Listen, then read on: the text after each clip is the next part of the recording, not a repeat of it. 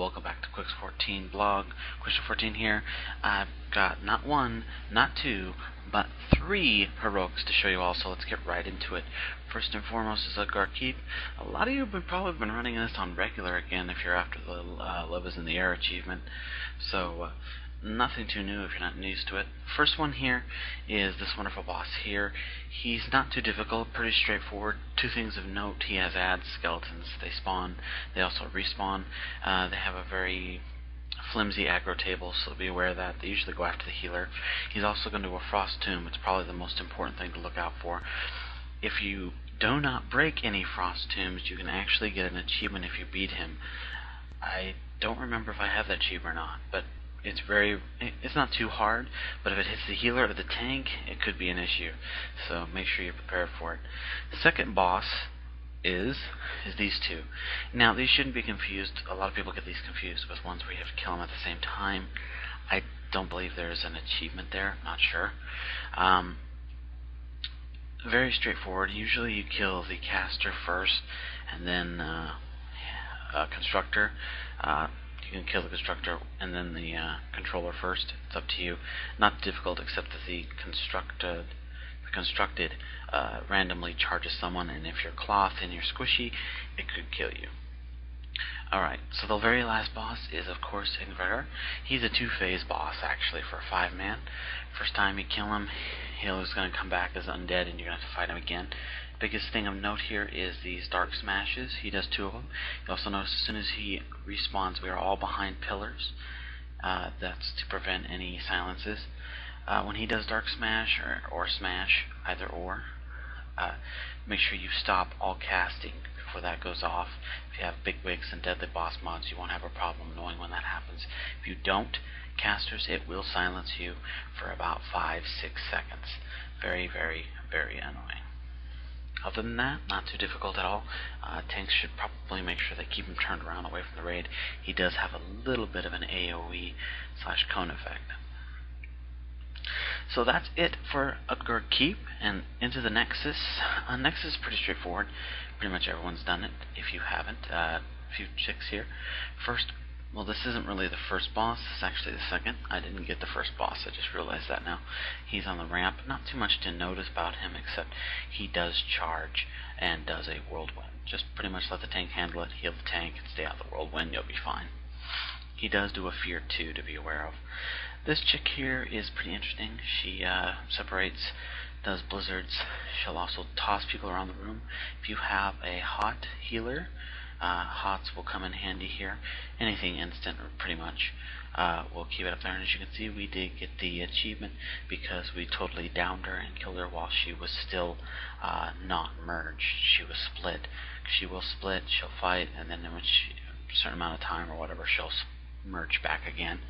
If you can kill her before that, you can get that achievement. The next boss is this one. He's always caused a lot of problems. He's not quite as difficult as he was here. He only summons, I believe, 1 rift now because of the new patch, so you shouldn't have to worry about multiple rifts as you're seeing here. This was pre-patch 3.3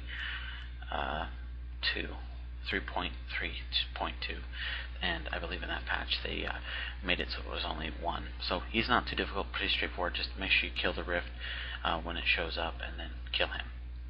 Next one is this wonderful guy here. He's not hard at all if you know where to stand, especially for healers. Usually you stand right in that area, and you will not get hit by those at all. Tank will pick him up there. Most of the DPS stands around the rampish area.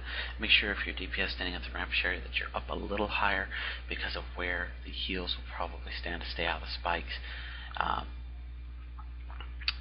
So you can be in line of sight. Last boss, of course, is this in the middle. You have to kill all those bosses to unlock her, and then you can pretty much let her go. She's not too difficult, except you got a little jumping to do. If you stand still too long, you're going to take a stacking damage. It's very much a very simple version of what you might encounter with Hodir. Not very difficult at all if you know what you're doing. Healers just pretty much, and casters just want to bounce as soon as they can. You probably don't want to get more than 4 or 5 stacks, otherwise you'll be frozen in place, and it does hurt. So that's pretty much it for Nexus. So last up is Gundrak. Gundrak is, of course, Enzeldrak. It's the right-hand side of Northrend. I know you guys haven't seen much of that from me.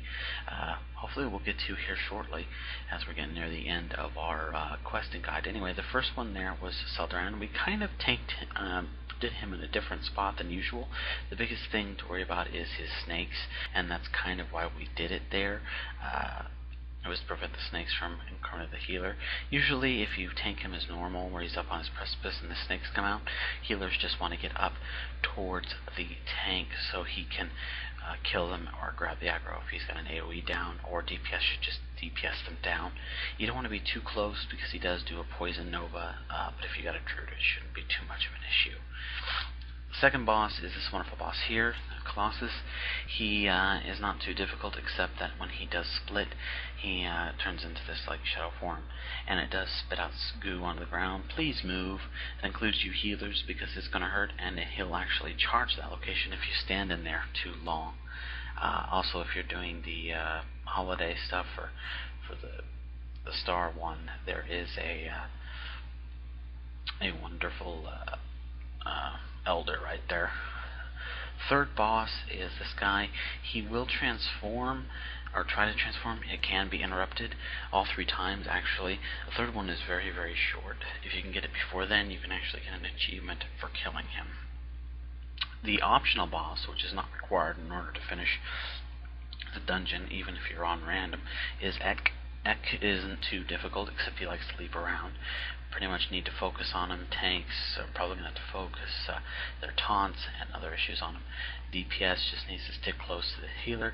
As long as you stay fairly clumped together, he ain't going to jump around too much. There's also a possibility he can give you an Ek residue, pretty much throw up on you, and if you finish the dungeon while hanging on to that residue without dying, you will get an achievement. And of course the last boss is this wonderful guy here. He is not very difficult at all, except a couple things to be aware of. He does do a charge.